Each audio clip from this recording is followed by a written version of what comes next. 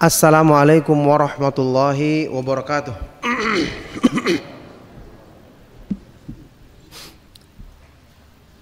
Innal hamdalillah nahmaduhu wa nasta'inuhu wa nastaghfiruh wa na'udzu billahi min syururi anfusina wa min sayyiati a'malina. May yahdihillahu fala mudhillalah wa may yudlil fala hadiyalah. Wa asyhadu an la ilaha illallah wahdahu la syarikalah wa asyhadu anna Muhammadan abduhu wa rasuluh. Ya ayyuhalladzina amanu taqullaha haqqa tuqatih wa la tamutunna illa wa antum muslimun. Ya ayuhan nasu taqu rabbakumul ladzi khalaqakum min nafsin wahidah wa khalaqa minha zawjaha wa batha minhuma rijalan katsiran wa nisaa wattaqullaha alladzi tasaaluna bihi wal arham innallaha kana 'alaikum raqiba. Ya ayyuhalladzina amanu taqullaha wa qulu qawlan sadida yuslih lakum a'malakum wa yaghfir lakum dhunubakum wa may yuti'illaha wa rasulahu faqad faza fawzan 'azima. Amma ba'du fa inna asdaqal hadits kitabullah wa khairal hadi hadi Muhammadin sallallahu alaihi wa alihi wasallam wa syarrul umuri muhdatsatuha wa kullu muhdatsatin bid'ah wa kullu bid'atin dhalalah wa kullu dhalalatin finnar wa ba'du. Alhamdulillah, bapak-bapak, ibu-ibu, ma'asyiral ikhwah wal akhwat fid din, a'azzakumullah. Kita bersyukur kepada Allah Subhanahu wa taala atas semua limpahan nikmat dan karunia-Nya. Utamanya nikmat mengenal Islam, mengenal manisnya iman, mengenal indahnya berpegang teguh dengan sunnah Rasulullah sallallahu alaihi wasallam, yang semoga Allah Subhanahu wa taala menetapkan karunia ini dalam diri kita sampai di akhir hayat kita. Kita bertemu dengan taufik dari Allah di masjid apa namanya?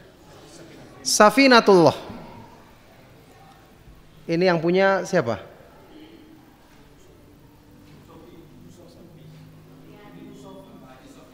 Oh iya. Iya. Penamaannya cukup unik. Safinatullah maksudnya jarang yang menamakan seperti itu. Apa artinya Safinatullah? Bahtera ya, perahu atau kapal milik Allah. Kapal milik Allah. Maksudnya sunnah Rasulullah sallallahu alaihi wasallam. Iya kan? Karena sunnah itu seperti bahtera di tengah gelombang fitnah. Siapa yang ingin selamat hendaknya menumpang bahtera tersebut atau perahu tersebut. Siapa yang tidak ingin numpang maka dia akan celaka, dia mesti tenggelam. Kira-kira ada yang ingat gak? Ini makna ucapannya siapa? Imam Malik. Kalau bingung-bingung bilang itu ucapannya Ustadz baru-barusan tadi supaya selamat begitu ya. Ucapan siapa? Ucapan Imam Malik bin Anas rahimahullah ta'ala, Imam Darul Hijrah dari kalangan tabi'ut tabi'in, imamnya penduduk Madinah di zamannya. Beliau mengatakan apa? As-sunnatu mithlu safinati Nuh alaihi salam. Man raqibaha naja wa man takhallafa anha ghuriqa. Sunnah itu seperti bahtera Nabi Nuh alaihi salatu wasalam. Ketika alam dunia ini ditenggelamkan semua dengan air bah, penyelamat ya dengan izin Allah cuma bahteranya Nabi Nuh, yang berlindung di gunung pun tenggelam semua. Itulah perumpamaan sunnah. Ya, bahkan perumpamaan tentang gelombang fitnah yang berpotensi menjerumuskan manusia dalam keburukan lebih dahsyat lagi. Makanya as-sunnatu kasafinati Nuh, kata beliau, sunnah itu seperti bahtera Nabi Nuh alaihi salatu wassalam. Barang siapa yang menumpang di atasnya, ikut berlayar dengannya, maka dia akan najah, selamat.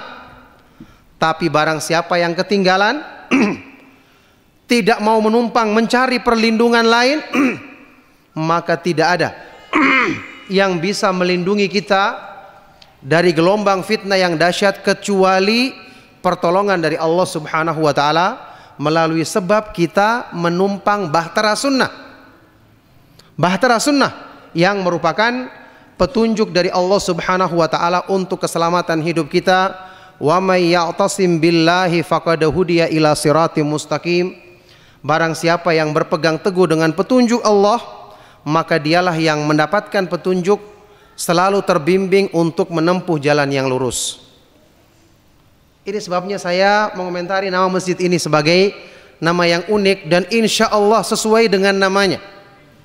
Orang-orang yang memakmurkannya, yakni dengan kajian-kajian sunnah, akan mendapatkan keutamaan termasuk orang-orang yang menumpang ikut berlayar di dalam bahtera Nabi Nuh alaihissalatu wassalam yang merupakan perumpamaan dari sunnah Rasulullah sallallahu alaihi wasallam.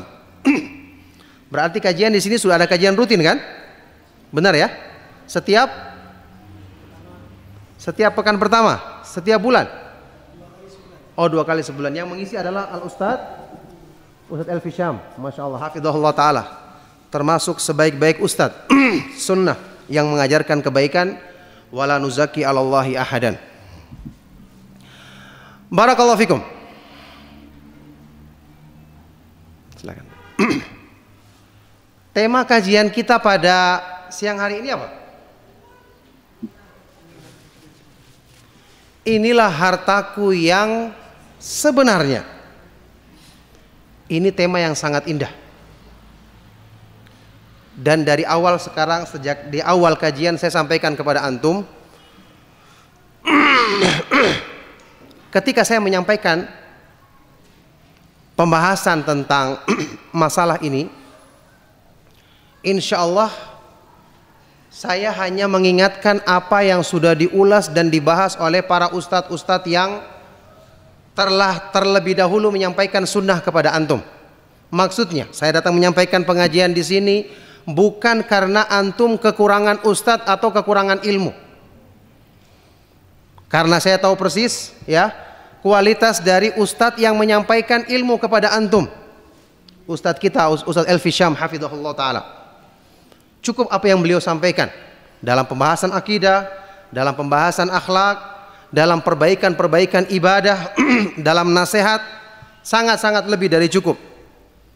Cuman karena orang mukmin itu selalu bersaudara, dan di antara bentuk persaudaraan mereka adalah tawasau bil haqqi wa tawasau bis sabar, saling menasihati dalam kebaikan dan saling menasihati dalam kesabaran. Akhirnya kita mengadakan kunjungan-kunjungan ilmiah seperti ini dalam rangka saling tolong menolong dalam kebaikan dan ketakwaan kepada Allah Subhanahu wa taala, insyaallah. Itu yang pertama. Yang kedua, ketika menyampaikan nasihat, idealnya seorang ustadz atau penyampai materi seperti saya lebih baik daripada antum. Saya sudah mengamalkan semuanya dan tentu itu yang kita harapkan. Tapi ternyata banyak kekurangan pada diri saya yang mungkin lebih banyak daripada antum. Makanya dalam kedudukan seperti ini lebih layak tidak ada yang disebut ustadz dan tidak ada yang disebut murid, tapi sama-sama saling berbagi ilmu dalam rangka untuk meningkatkan ketakwaan kepada Allah Subhanahu wa taala. Ini yang terjadi dalam majelis kita kali ini, karena tema pembahasan kita adalah inilah hartaku yang sesungguhnya. Harta itu sesuatu yang paling berharga yang kita miliki. Sesuatu yang dengannya kita dijamin untuk mendapatkan kebahagiaan yang kekal abadi. Itulah harta yang sejati. Kalau cuma kita miliki uang dalam jumlah tertentu, uang itu tidak bisa menyelamatkan kita, apalagi menjaga iman kita. Maka ini meskipun disebut harta, tapi bukan harta yang sebenarnya.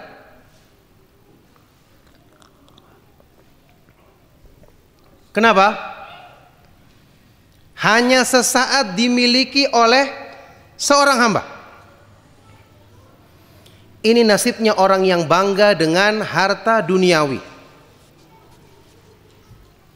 Perumpamaannya seperti apa? Kata Ibnu Qayyim rahimahullah ta'ala, orang yang bangga dengan dunia yang dimilikinya, itu perumpamaannya seperti anak kecil. Dia main ke rumah temannya, dia melihat temannya punya mainan yang bagus. Pinjamlah dia mainan tersebut, akhirnya dia senang bawa pulang mainannya ke rumah, keliling rumah, memamerkan mainannya, senang dengan mainan yang baru didapatkannya ini. Akhirnya seharian pagi sampai sore dia bermain dengan mainan sampai tidak mau makan, tidak mau minum. Tibalah waktu sore menjelang malam, orang tua dari temannya ini datang minta kembali mainan tersebut. Kan tadi cuma pinjaman. Akhirnya setelah mainan tersebut dikembalikan, tadinya dia bergembira dari pagi sampai sore, setelah itu dia menangis dari malam sampai pagi. Ini nasibnya kalau seseorang itu bangga dengan sesuatu yang bisa hilang. Bahkan kebanggaannya tidak bisa dibawa kemana-mana. Ini gambaran harta, bukan harta yang sebenarnya. Maka yang dimaksud dengan harta yang sesungguhnya, insya Allah orang-orang beriman mengetahuinya. Ini yang diungkapkan dalam pernyataan Al-Imam Al-Hasan Al-Basri, ulama ahlu sunnah dari kalangan tabi'in. Al-Hasan ibnu Abil Hasan Al-Basri rahimahullah ta'ala pernah mengatakan, Ra'su malil mu'min dinuhu haitsu ma zala zala ma'ahu la yukhallifuhu fir rihali wa la ya'taminu alaihi rijal. Harta utama orang yang beriman, modal utama, modal terbesar orang yang beriman adalah agamanya, imannya, petunjuk Allah yang Allah berikan kepadanya. Ini harta utamanya. Bisa dia memiliki harta-harta dari urusan dunia, tetapi yang utama, yang hakiki, yang sebenarnya, yang kebaikannya menentukan kebaikan-kebaikan harta lainnya. Apa itu? Dinuhu, agamanya, imannya. Haitsu ma zala zala ma'ahu, dimanapun dia pergi, apapun yang dia lakukan, harta itu selalu bersamanya. Itulah yang selalu dipertimbangkan dan dijaganya. La yukhallifuhu fir rihal, dia tidak pernah meninggalkannya dalam semua perjalanan karena agamanya selalu bersamanya. Kalau hartanya tidak mungkin dibawa terus. Wala ya'taminu alaihi rijal, dan tidak mudah dia mempercayakan harta ini kepada siapapun selain orang-orang yang dipercayakan oleh Allah Subhanahu wa taala.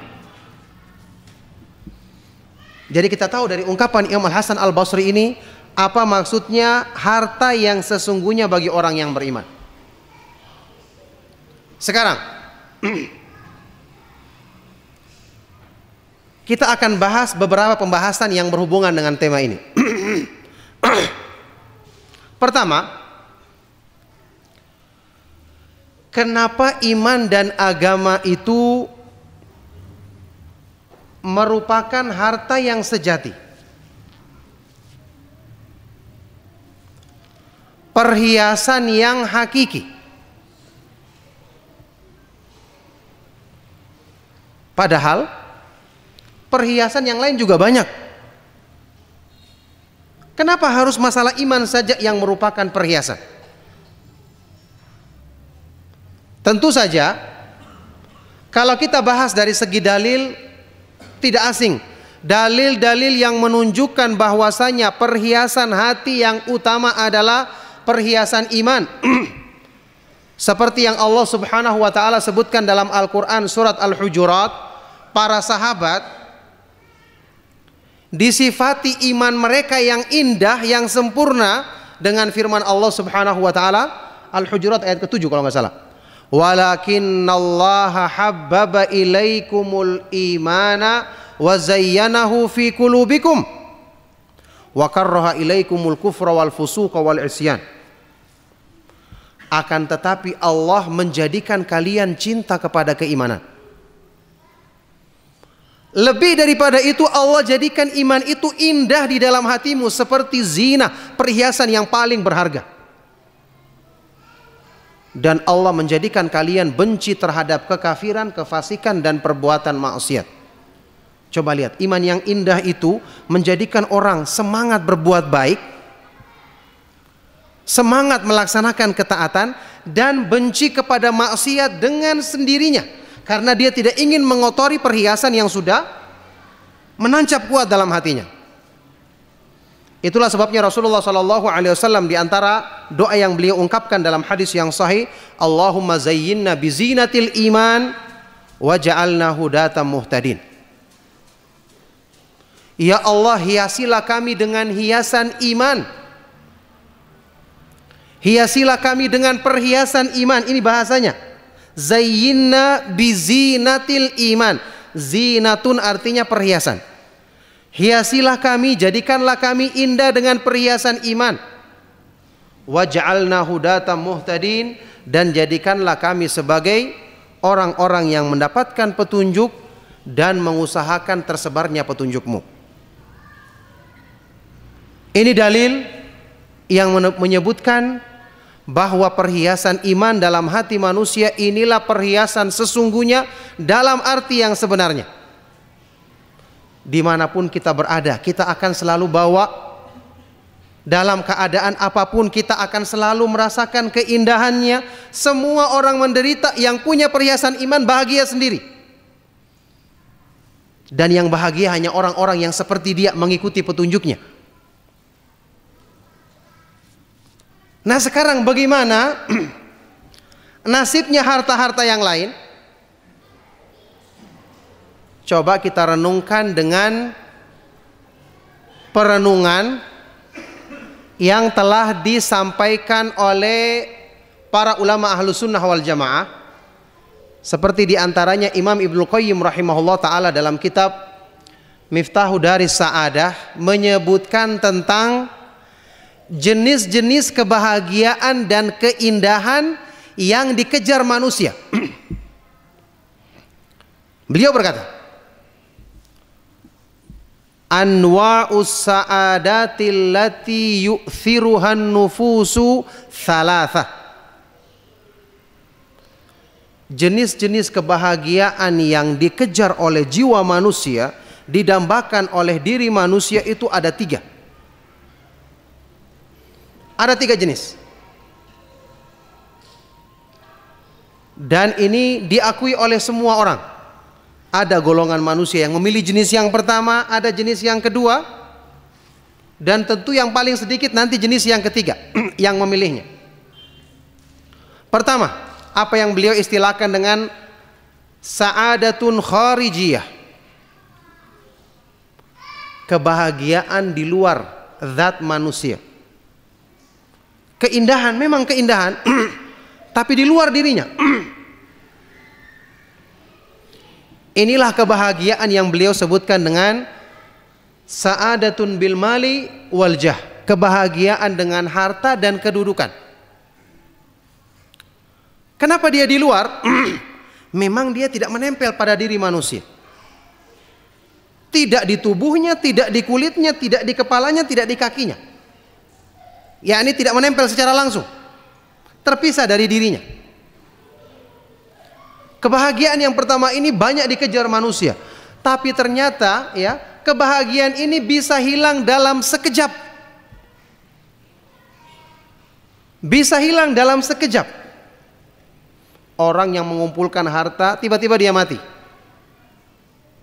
Tidak mungkin hartanya ikut masuk ke dalam kuburan. Kata Rasulullah SAW, apa? Yatba'ul janazata, dalam Sahih Muslim, akan mengikuti janazah ada 3. Apa itu? Amaluhu wa maluhu wa ahluhu, iya kan? Amal perbuatannya, hartanya dan keluarganya. Yang 2 pulang. Setelah pulang apa? Bagi-bagi hartanya. Setelah pulang dibagi-bagi hartanya. Keluarganya juga akan terpisah, menikmati harta bagiannya masing-masing. Dia sendiri yang mempertanggungjawabkan di hadapan Allah. Sekejap langsung hilang. Makanya ini dikatakan kebahagiaan luar, benar-benar luar dari diri manusia. Ibnu Qayyim menyebutkan satu kisah sehubungan dengan jenis kebahagiaan yang pertama ini.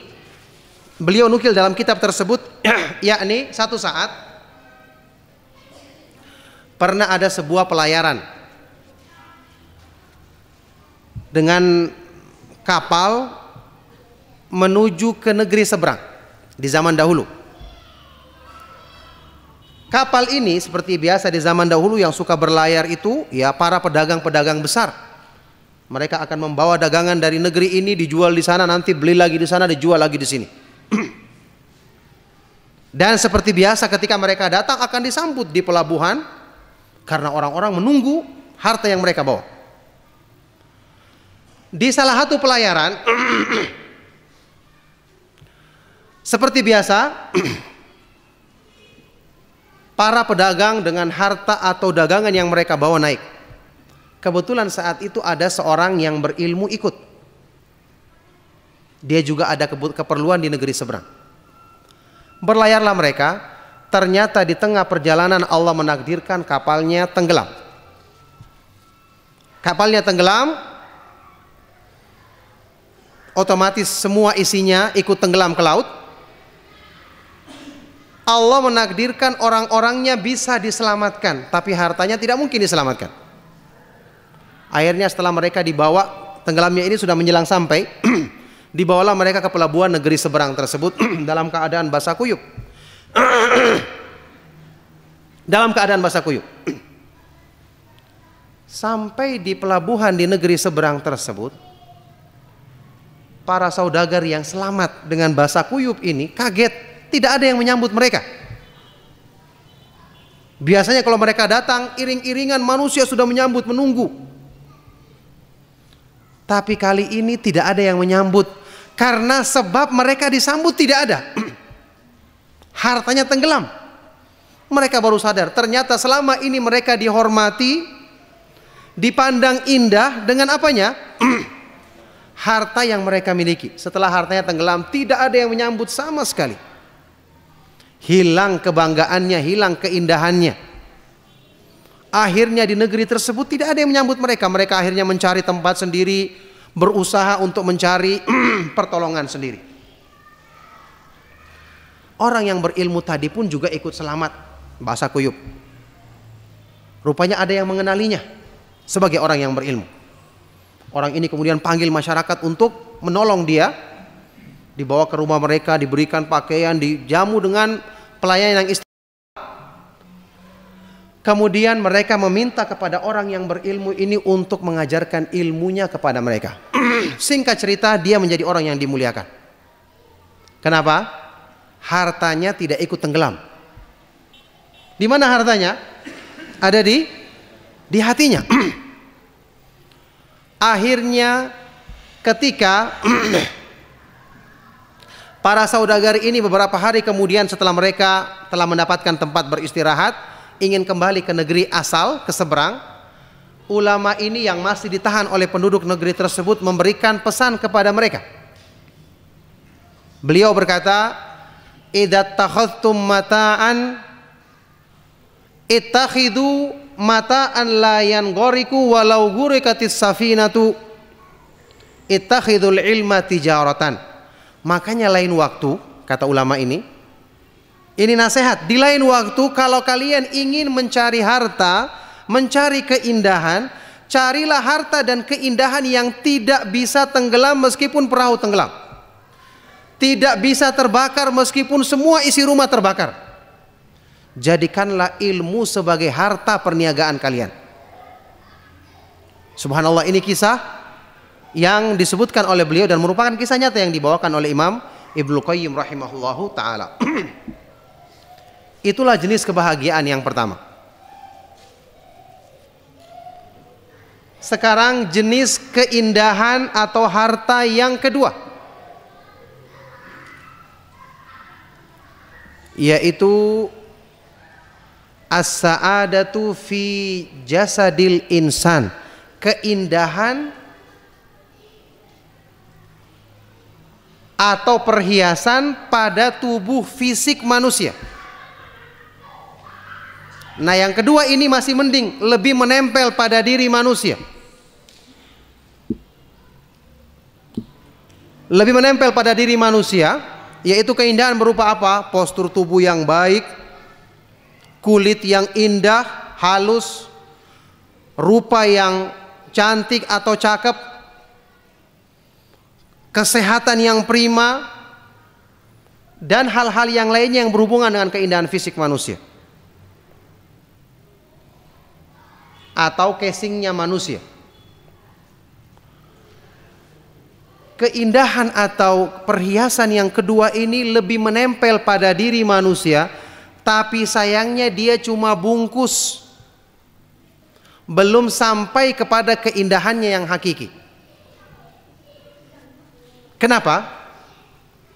Tubuh manusia itu tidak bernilai kalau tidak ada isinya. Makanya manusia itu kalau kehilangan jiwa, meskipun fisik dan tubuhnya indah,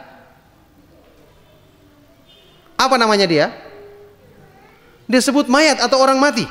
Iya kan? Apakah ada yang mau tinggal dengan dia? Tidak ada. Tanpa ragu-ragu dimasukkan ke dalam kuburan. Belum pernah ada orang yang mengatakan, wah jangan dimasukkan dalam kuburan, ini orang cantik sekali, bagus sekali fisiknya. Ada yang seperti itu? Tidak ada. Langsung dimasukkan dalam kuburan tanpa ragu-ragu. Kenapa? Ketika dia kehilangan inti dirinya, dia sudah tidak berarti apa-apa. Sebentar lagi dia menjadi makanan ulat, berteman dengan tanah dan binatang-binatang di dalam tanah. Inilah keadaan fisik manusia. Makanya manusia itu dikatakan manusia dengan jiwanya, dengan ruhnya, dengan nyawanya. Orang-orang munafik dalam Al-Quran, sebagian di antara mereka itu dipuji dengan keindahan fisik. Dan tentu tidak ada yang mengatakan tercela orang yang punya keindahan fisik. Tapi kalau ini dijadikan sebagai sesuatu yang utama, berbahaya. Seperti orang-orang munafik yang dicela dalam Al-Quran. Wa idza ra'aitahum tu'jibuka ajsamuhum wa iyaqulu tasma' liqaulihim ka'annahum khusyubum musannadah. Kalau kamu melihat mereka, kamu akan terkagum-kagum dengan penampilan fisik mereka yang indah. Kalau mereka bicara, kamu akan dengar ucapannya. Tapi disebutkan setelah itu ka'annahum khusyubum musannadah, mereka itu tidak ubahnya, hanya seperti setonggok kayu, sebatang kayu yang disandarkan, tidak ada nilai di dalamnya. Ini nasibnya kebahagiaan fisik jika tidak dihiasi atau dibarengi dengan hiasan dalam batinnya. Maka yang kedua ini juga belum menyentuh hakikat manusia yang sesungguhnya. Kemudian kebahagiaan yang ketiga adalah kebahagiaan pada jiwa dan hati manusia. Inilah kebahagiaan mengisi hati dan jiwa dengan memahami dan mengamalkan petunjuk Allah. Inilah perhiasan yang hakiki, karena menyertai semua perjalanan manusia di dunia, di alam kubur atau alam barzah, dan di negeri akhirat, di negeri tempat kembali manusia yang kekal abadi di akhirat nanti. Ini secara singkat insya Allah merupakan perkara yang sudah kita ketahui. Jadi kenapa pertimbangannya kita mengutamakan kebahagiaan yang hakiki? Karena kebahagiaan yang hakiki ini dialah yang menyentuh dan menjadikan indah hati manusia. Kalau manusia sudah indah hatinya, otomatis semua anggota badannya akan menjadi indah. Semua orang sepakat. Manusia itu kebanyakan masalahnya dari hatinya yang tidak tenang, pikirannya yang stres. Coba tanya orang-orang yang ahli ilmu kejiwaan, psikolog dan yang sebagainya, kebanyakan masalah manusia bermula dari mana? Tidak tenangnya hati, kegalauan dalam jiwanya. Maka agama Islam diturunkan untuk menjadikan tenang hati manusia dan menjadikan hati itu menemukan perhiasan yang paling didambakannya. Allah Subhanahu wa taala berfirman dalam Al-Qur'an, "Alladzina amanu wa tatma'innu qulubuhum bidzikrillah, ala bidzikrillahi tatma'innul qulub." Orang-orang yang beriman dan hati mereka menjadi tenang ketika berzikir kepada Allah, memahami dan mengamalkan petunjuk Allah, ketahuilah dengan berzikir kepada Allah hati menjadi tenang. Makanya orang yang beriman, kalau imannya benar, dia tidak akan kena penyakit macam-macam yang aneh-aneh seperti yang banyak menimpa orang saat ini. Disebabkan hati mereka yang tidak mendapatkan ketenangan yang hakiki, karena tidak ada kenal agama. Ingat, hati kita itu diciptakan oleh Allah sebagaimana badan kita diciptakan oleh Allah. Maka tidak ada yang bisa menenangkan hati, mendamaikan hati, menenteramkan hati kecuali Zat yang menciptakannya. Dan Allah jadikan satu-satunya formula untuk menenangkan hati, mendamaikan hati, menenteramkan hati adalah petunjuk yang diturunkannya kepada manusia. Makanya ya, kenapa Rasulullah Shallallahu Alaihi Wasallam menyebutkan perumpamaan ilmu wahyu yang beliau dapatkan dari Allah Subhanahu Wa Taala, petunjuk dan ilmu yang beliau bawa itu seperti hujan yang baik yang turun ke muka bumi. Dalam hadis riwayat Imam Bukhari Muslim dari Abu Musa Al-Ash'ari radhiyallahu taala anhu, Rasulullah sallallahu alaihi wasallam bersabda, "Inna mathala ma ba'athani Allahu bihi minal huda wal ilmi kamathali ghaithin asaba ardon." Sesungguhnya perumpamaan, permisalan dari petunjuk dan ilmu yang aku bawa dari Allah Subhanahu wa taala adalah seperti perumpamaan hujan yang baik yang diturunkan di muka bumi. Sebaik-baik perumpamaan, wahyu yang menurunkan hujan rahmat ke hati manusia. Hati itu seperti tanah. Tanah itu kalau tidak kena hujan akan gersang, tidak menumbuhkan kebaikan. Kalau hati sudah tidak tumbuh kebaikan, tidak mungkin anggota badannya baik. Bagaimana sabda Rasulullah Sallallahu Alaihi Wasallam tentang kedudukan hati pada anggota badan manusia? Insya Allah antum kenal hadis Bukhari Muslim. Ala wa inna fil jasadi mughdatan idza salahat salahal jasadu kullu wa idza fasadat fasadal jasadu kullu ala wahiyal qalbu. Ketahuilah dalam diri manusia ada segumpal daging, satu anggota tubuh yang kalau dia baik akan baik semua anggota tubuh yang lainnya. Kalau buruk maka akan buruk semua anggota tubuh yang lainnya. Yaitu apa? Ketahuilah bahwa itu adalah hati manusia. Hati, dia bisa hidup, bisa mati, bisa menumbuhkan kebaikan dan bisa tidak menumbuhkan apa-apa. Seperti tanah. Makanya dia butuh siraman hujan wahyu untuk diliputi dengan rahmat Allah Subhanahu wa taala. Ini merupakan seindah-indah perumpamaan. Coba antum bayangkan, hujan dengan wahyu, kesamaannya apa saja? Yang pertama apa?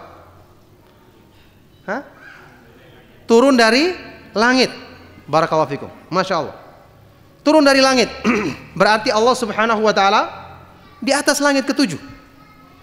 Rasulullah SAW kalau hujan, beliau membuka sebagian dari badannya supaya kena hujan. Ditanya oleh para sahabat, kenapa ya Rasulullah?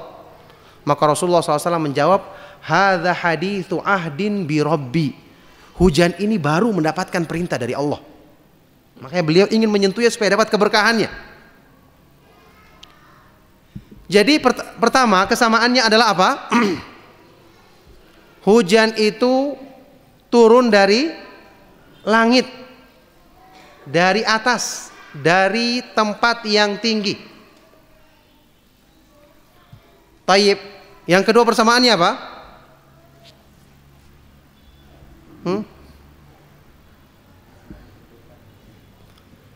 Sama-sama menyuburkan.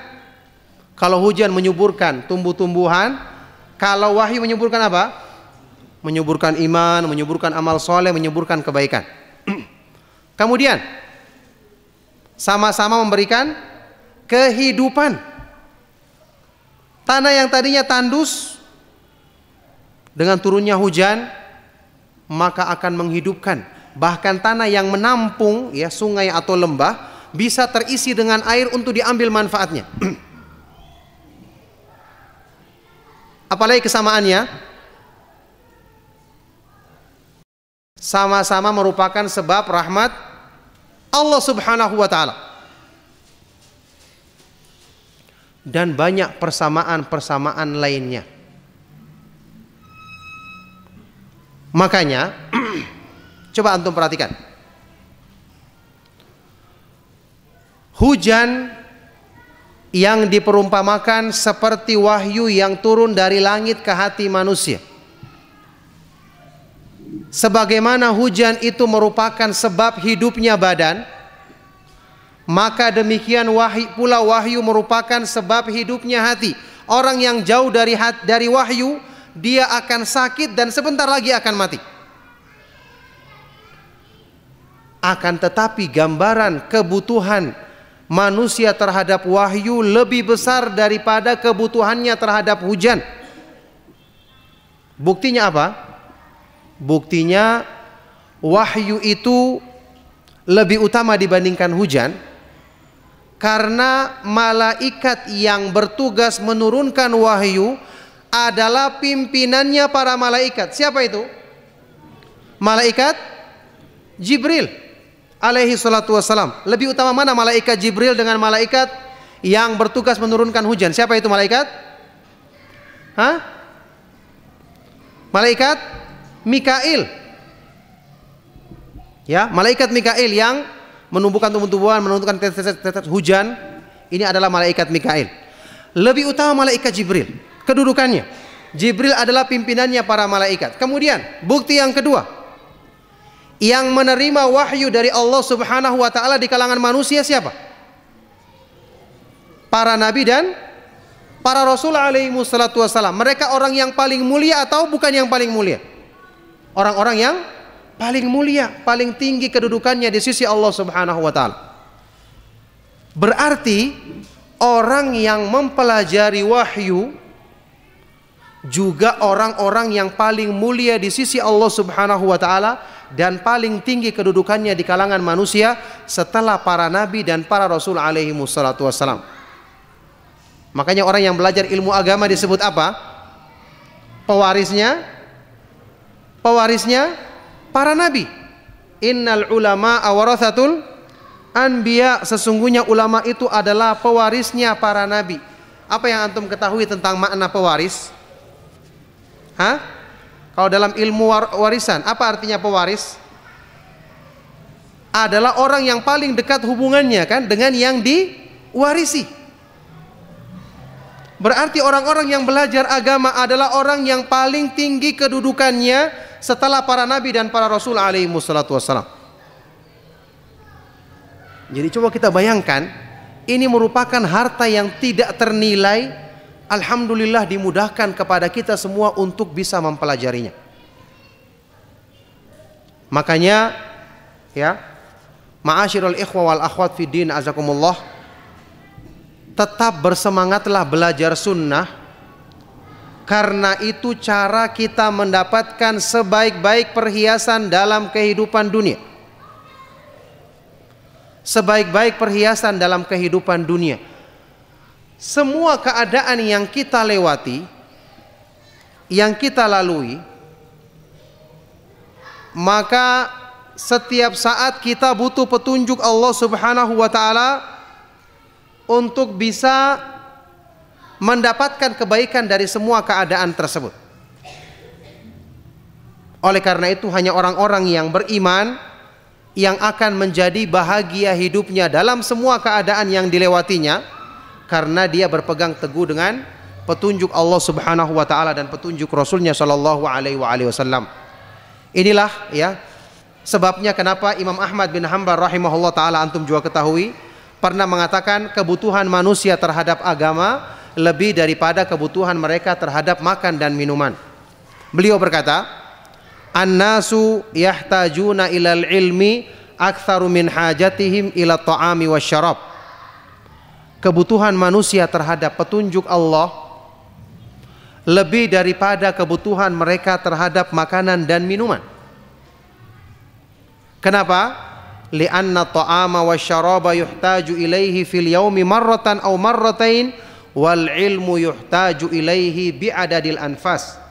Karena makanan dibutuhkan dalam sehari, terhitung, bisa dihitung jumlahnya, terbatas. Sekali, 2 kali, atau 3 kali. Tetapi petunjuk Allah dibutuhkan dalam setiap hari sesuai dengan jumlah tarikan nafas manusia. Inilah gambaran tentang harta kita yang sesungguhnya. Oleh karena itu, jamaah sekalian, ikhwan dan akhwat sekalian rahimakumullah, mungkin tidak sedikit di antara kita yang bertanya-tanya dalam hatinya, apa sih buktinya belajar agama itu bisa menjadikan kita merasakan keindahan yang sesungguhnya dibandingkan harta? Timbul pertanyaan seperti itu karena kita masih menyangka dan pikiran kita masih dirasuki pemahaman bahwa orang yang bahagia itu ya yang punya fasilitas duniawi yang lebih. Ini mau tidak mau kita harus, ya, banyak di antara kita yang masih meyakininya, iya kan? Betul atau tidak? Contohnya, ketika ada pembahasan di kalangan para ulama, mana yang lebih utama, orang kaya yang bersyukur atau orang miskin yang bersabar? Pembahasan ini sejak dulu dibahas dengan berbagai macam dalil. Ada yang mengatakan orang kaya yang bersyukur lebih utama, ada yang lain mengatakan tidak, orang miskin bersabar lebih utama. Buktinya para nabi dan para rasul yang kaya cuma sedikit, rata-rata miskin. Para sahabat juga seperti itu. Ada lagi yang membantah, tidak, justru sebaliknya. Kesimpulannya, kedua pendapat ini sama kuatnya. Pendapat yang terbaik yang dipilih oleh Syekhul Islam Ibnu Taimiyah rahimahullah taala, Ibnu Qayyim murid beliau, juga murid beliau yang lain yaitu Ibnu Muflih Al-Maqdisi, bahwa kedua-duanya sama-sama utama, dan yang paling utama di antara keduanya adalah yang paling besar ketakwaannya. Maksudnya, orang yang miskin kalau sabarnya lebih kuat, maka dia lebih utama dibandingkan orang kaya yang syukurnya kurang. Atau sebaliknya, orang kaya yang syukurnya lebih besar lebih utama dibandingkan orang miskin yang sabarnya kurang. Jadi semua keutamanya kembali kepada masalah apa?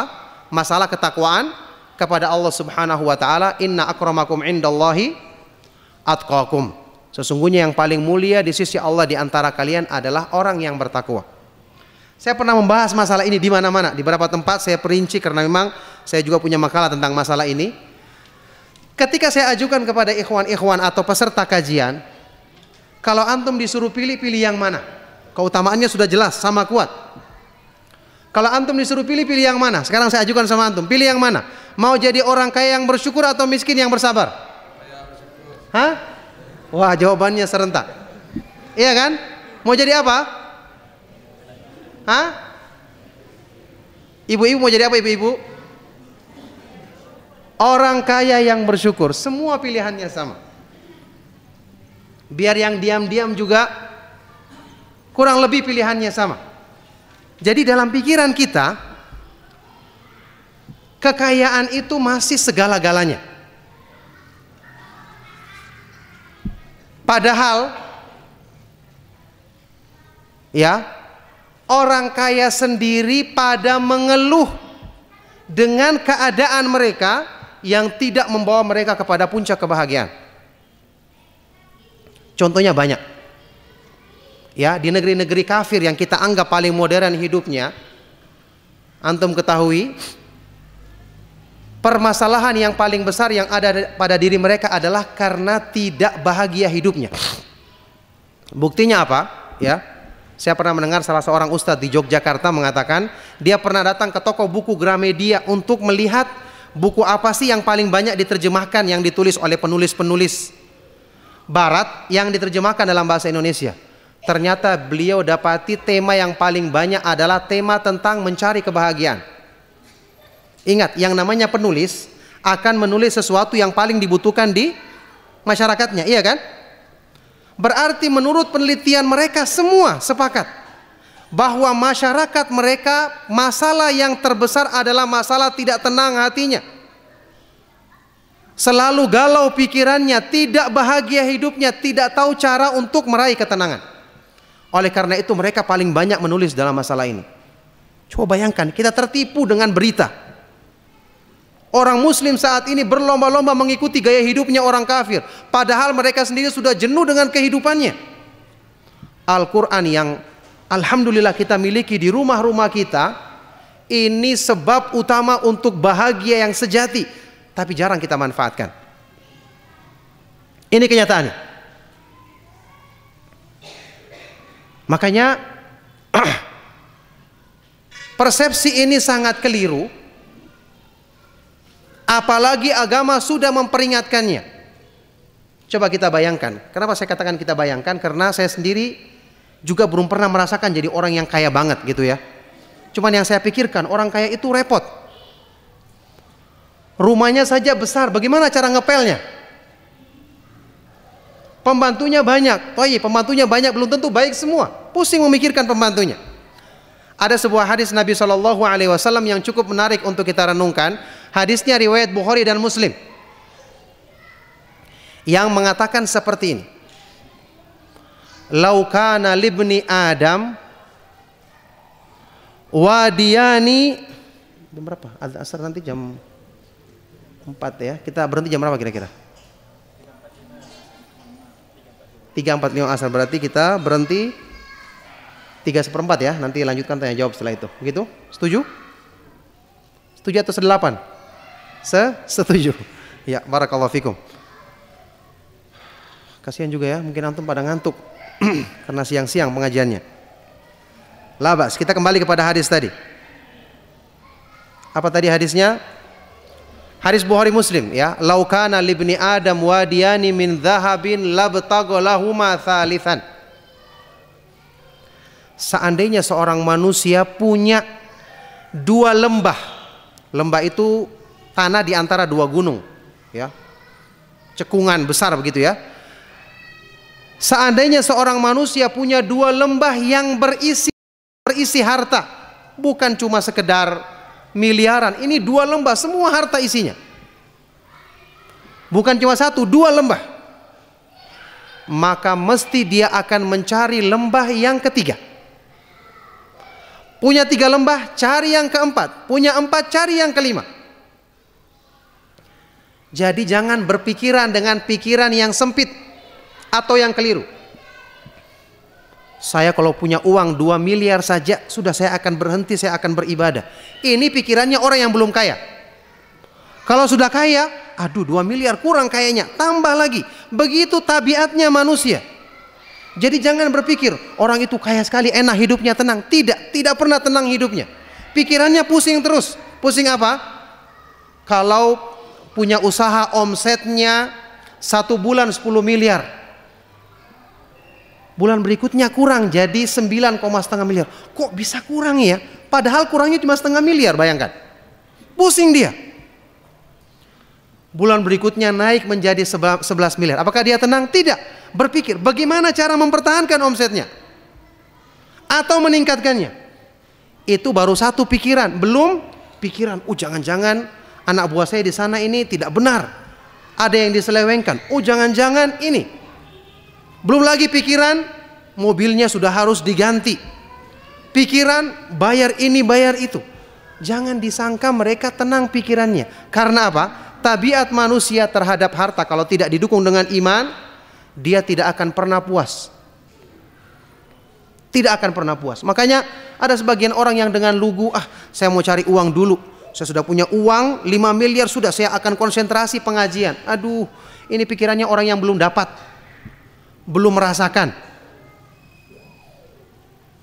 Makanya kita bersyukur kepada Allah Subhanahu wa taala diberi yang sedikit, bisa ikuti pengajian. Mungkin ya, kalau kita punya usaha-usaha yang besar sampai sekarang, kita akan sibuk mikirkan usaha. Jangankan pengajian 2 kali dalam sepekan atau setiap hari, sekali dalam setahun mungkin syukur-syukur bisa kita hadiri. Karena sibuk menghitung uang. Ini keadaan yang seandainya antum mau tanya orang-orang yang jujur, mereka akan mengatakan seperti ini. Akan mengatakan seperti ini, hidup yang terlilit dengan kesulitan. Dan benar kata para ulama ahlu sunnah, ya, man ahabba dunia falyuwattin nafsahu ala tahammulil masaib. Ini dinukil oleh Imam Ibnu Rajab dalam kitab Jami'ul Ulum wal Hikam. Salah seorang ulama salaf mengatakan, barang siapa yang mencintai dunia secara berlebihan, hendaknya dia mempersiapkan dirinya untuk menanggung berbagai macam penderitaan. Jangan dikira bersenang-senang orang punya dunia. Ibnu Qayyim sampai menyebutkan perinciannya. Penderitaannya itu bukan cuma pikiran, lahir batin. Hatinya menderita, pikirannya menderita, fisiknya menderita. Beliau berkata, hubbud dunya lahu thalathu afat. Atau muhibbud dunya la tanfaku an thalath. Orang yang mencintai dunia secara berlebihan tidak akan lepas dari 3 penderitaan, minimal 3 penderitaan. Yang pertama apa? Hammun lazim, kekalutan pikiran, kegundahan yang selalu menyertainya. Gundah dalam hal apa? Seperti yang saya katakan tadi. Bertambah hartanya, dia gundah, mau simpan di mana? Hartaku nanti tidak aman. Bagaimana caranya mempertahankan omset? Kok bisa kurang? Seperti itu. Pikirannya selalu kalut, gundah. Yang kedua, wata'abun daim, bukan cuma pikiran, badannya, tenaganya, kepayahan yang selalu menyertainya. Karena pikirannya bekerja, badannya pun tidak pernah berhenti, menghitung, melihat, menengok di sini, berkunjung ke sini dan seterusnya. Ini mereka lakukan dalam kesehariannya. Dan yang ketiga, wa hasratun la tanqadi, dan penyesalan yang tidak pernah terputus. Wallahi, ya, dunia ini milik Allah. Dunia akhirat milik Allah, lahir dan batin kita milik Allah. Dan kebaikan itu semua di tangan Allah, kemuliaan di tangannya, kebahagiaan di tangannya.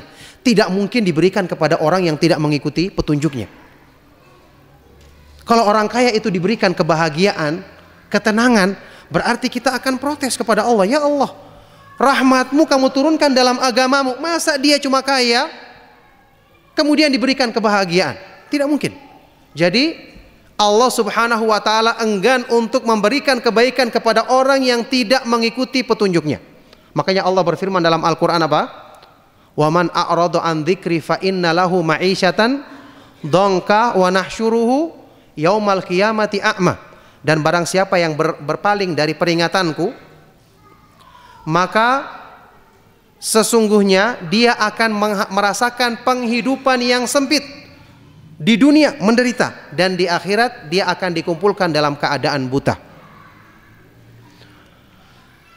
Ada satu faedah yang menarik sehubungan dengan ayat ini, ya saya perlu sebutkan ya karena berhubungan dengan masalah harta.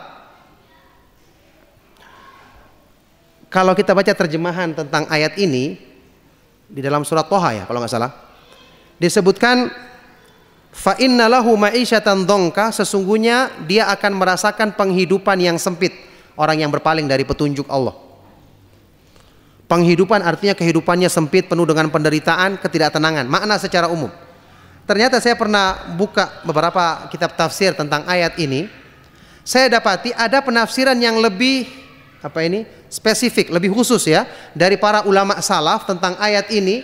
Di antaranya saya ingat dibawakan oleh Imam Qatadah, juga dinukil dari Ibnu Abbas radhiyallahu taala anhuma dalam tafsir Ibnu Katsir atau tafsir Ibnu Jarir At-Tabari, disebutkan mereka mengartikan ma'isyah. Apa yang antum ketahui tentang artinya ma'isyah? Kehidupan, atau sering kita sebut kalau antum ketemu sama ikhwan apa? Ma'isyah antum apa? Pendapatan toh, pekerjaannya ini sumber penghasilan, income-nya begitu kan? Beliau artikan ma'isyah artinya seperti itu. Ma'isyah itu artinya sumber penghasilan, sebab-sebab rezeki begitu. Diartikan secara khusus ya oleh mereka, sesungguhnya dia akan merasakan kesempitan dalam hidupnya, yaitu al-kasbul halal, pendapatan yang halal dipersempit.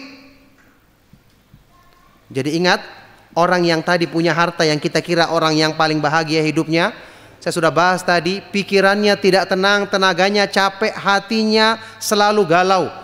Ternyata ditambah lagi, ini baru orangnya, ditambah lagi dengan kondisi hartanya dipersempit, sebab-sebab yang menjadikan hartanya halal.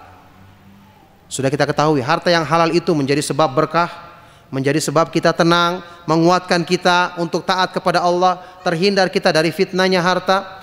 Nah ternyata orang ini dengan sebab berpalingnya dari petunjuk Allah dijadikan sebab penghidupan yang halal sempit pada dirinya. Makanya kalau ada yang mengeluh saat ini, wah cari rezeki yang halal sulit, itu karena banyaknya maksiat yang tersebar dalam hal yang berhubungan dengan mencari harta. Banyak riba, banyak tipu menipu, ketidakjelasan dalam jual beli dan seterusnya. Ini peringatan bagi kita semua. Kalau sudah hartanya sempit, yang halal berarti mayoritas yang haram atau syubhat. Orang seperti ini tidak mungkin bahagia hidupnya. Tidak mungkin bahagia hidupnya. Makanya ini semua menjadi pelajaran bagi kita untuk kita ingat bahwa saya katakan di sini ya, bukan berarti orang kaya tercela, tidak. Orang kaya tidak tercela selama tadi syaratnya. Dia bersyukur, yakni dia menguatkan imannya supaya iman ini menjaga dirinya dengan izin Allah Subhanahu wa taala dari fitnahnya harta. Makanya kalau ya pertanyaan yang saya sebutkan tadi, supaya kita tahu jawabannya yang benar, jawaban yang terbaik karena dua hal. Belum tentu kalau kita memilih satu, kita diberikan itu bisa menjadi orang kaya yang bersyukur. Kalau kita bisa melihat ada orang kaya yang menyumbang, wah saya juga pengen jadi orang kaya supaya saya bisa menyumbang.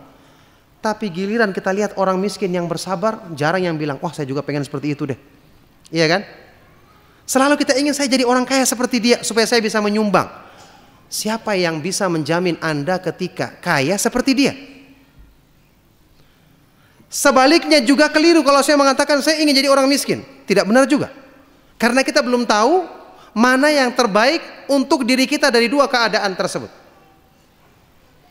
Makanya yang terbaik adalah meminta kepada Allah sesuai dengan ilmunya yang sempurna, bahwa keadaan itulah yang terbaik untuk kita. Ini butuh pembahasan panjang, saya cuma ringkas saja. Saya ingin isyaratkan tentang jawaban dari pertanyaan tadi. Ala kulli hal, jadi kesimpulannya, harta kita yang sebenarnya adalah iman kita. Orang yang memiliki iman yang benar, dia akan dijaga dengan izin Allah Subhanahu wa taala melalui sebab imannya tadi. Ini salah satu di antara keistimewaannya iman dibandingkan harta benda duniawi. Ali bin Abi Thalib radhiyallahu taala anhu dalam sebuah riwayat yang sahih pernah mengatakan, Al ilmu khairun minal mal, al ilmu yahrusuka wa anta tahrusul mal. Ilmu itu lebih utama daripada harta, karena ilmu itu akan menjagamu. Beda dengan harta, justru kamu yang harus menjaga dia. Petunjuk Allah akan menjaga manusia, harta tidak bisa menjaga kita.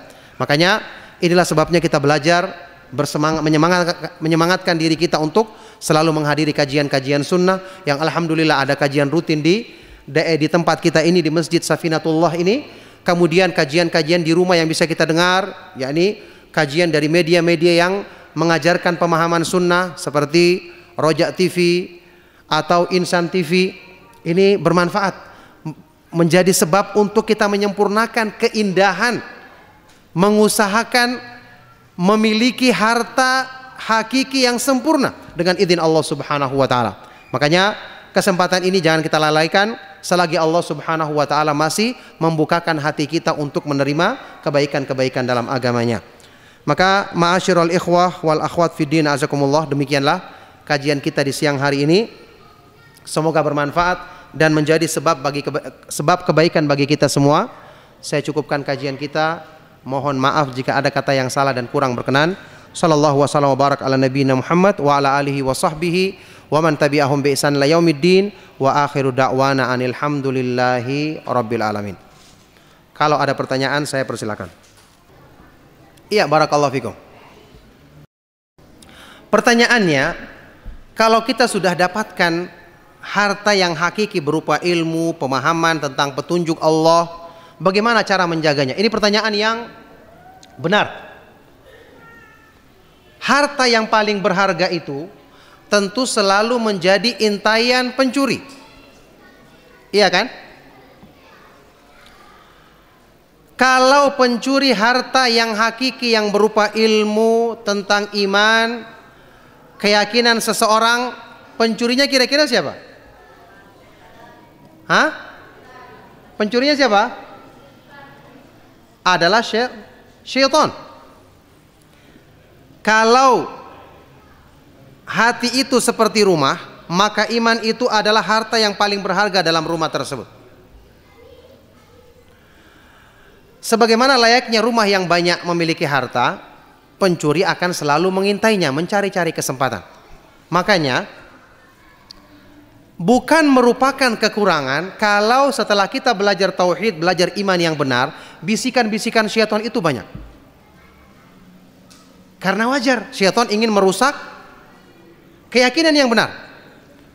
Sehingga kalau ada yang mengatakan, sebagaimana pengakuan dari sebagian orang-orang yang terkadang tidak belajar atau belajar agama yang sesat, dia mengatakan, bukti bahwa kami agamanya benar, kami itu kalau sedang beribadah atau melakukan ritual-ritual mereka yang tidak ada dasarnya, katanya konsentrasi dan sedikit gangguan syaitan.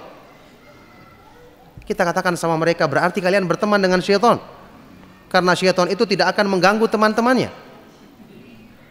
Sama dengan pencuri, tidak mungkin dia akan datangi rumah yang terbakar, tidak ada hartanya. Masa mencuri di situ? Mungkin dia akan jadikan rumah itu sebagai tempat tinggalnya. Kita katakan berarti hati-hati kalian telah dihuni oleh syaitan. Karena kalau ada iman, berarti syaitan akan mengganggu. Waktu Ibnu Abbas disampaikan kepada beliau tentang anggapan orang-orang Yahudi. Innal yahuda taz'umu annahum la yuwaswasuna fi salatihim. Orang-orang Yahudi itu menyangka ketika mereka beribadah, katanya tidak diganggu oleh syaitan. Apa jawaban Ibnu Abbas? Ini anak pamannya Rasulullah SAW, sahabat yang cerdas radhiyallahu taala anhu. Beliau berkata, wa madza yasna'u syaitan biqalbin kharab. Apa yang bisa diperbuat oleh syaitan pada hati yang telah rusak? Apa yang mau dicuri? Tidak ada isinya. Ini perumpamaan. Makanya iman yang benar di antara wujudnya adalah syaitan selalu berusaha menggoda dan membisikannya. Maka dengan kekuatan iman kita mempertahankannya. Menolak gangguan tersebut, ini akan semakin menguatkan keyakinan kita dan keimanan kita. Dan ini ada hadisnya, dalilnya dalam Sahih Muslim. Rasulullah SAW pernah didatangi beberapa orang sahabat dan bertanya, ya Rasulullah, innana la najidu fi anfusina ma yata'adhamu ahaduna ay yatakallama bihi. Ya Rasulullah, kami dapati banyak bisikan-bisikan, godaan syaitan dalam diri kami yang kami merasa sangat berat untuk mengikutinya. Dalam riwayat lain disebutkan, sungguh salah seorang dari kami lebih memilih jatuh dari langit ke bumi daripada mengikuti bisikan-bisikan tersebut. Ini pertanyaan para sahabat. Apa jawaban Nabi SAW ketika mendengar pertanyaan ini? Beliau bersabda, dzaka sharihul iman. Itulah bukti kemurnian iman dalam hatinya. Dalam riwayat lain beliau bersabda, alhamdulillahilladzi radda kaidahu ilal waswasah. Segala puji bagi Allah yang menolak tipu daya syaitan, dilemahkan sehingga menjadi bisikan-bisikan yang tidak berarti, bahkan merangsang kekuatan imannya untuk menolaknya. Nah, hadis tadi, ya, itulah bukti kekuatan imannya, kemurnian imannya. Ada dua pendapat di kalangan para ulama, kata Ibnu Qayyim. Kembali kemana? Ada yang mengatakan kembali karena dia mengingkari dan menolaknya. Ini pendapat yang benar. Ada pendapat yang kedua, seperti yang saya jelaskan tadi. Kekuatan atau benarnya imannya terbukti atau kembali kepada apa? Adanya bisikan syaitan. Karena syaitan itu pencuri. Dia ingin mencuri dan merusak iman yang benar yang ada dalam hati seorang hamba. Makanya cara menjaganya adalah memohon perlindungan kepada Allah Subhanahu wa taala, karena Dia yang maha sempurna penjagaannya terhadap hamba-hambanya. Yang kedua, dengan terus menuntut ilmu. Karena ilmu itu diperumpamakan oleh Ibnu Qayyim rahimahullah taala seperti batu meteor yang menjaga langit dari upaya syaitan mencuri-curi berita di langit. Bahkan penjagaan Allah terhadap hati hambanya yang beriman lebih besar daripada penjagaan terhadap langit dengan batu-batu meteor atau asyihab, panah-panah api dari bintang-bintang yang Allah Subhanahu wa taala jadikan pelempar untuk membakar syaitan yang mencuri-curi berita di langit. Barakallahu fikum.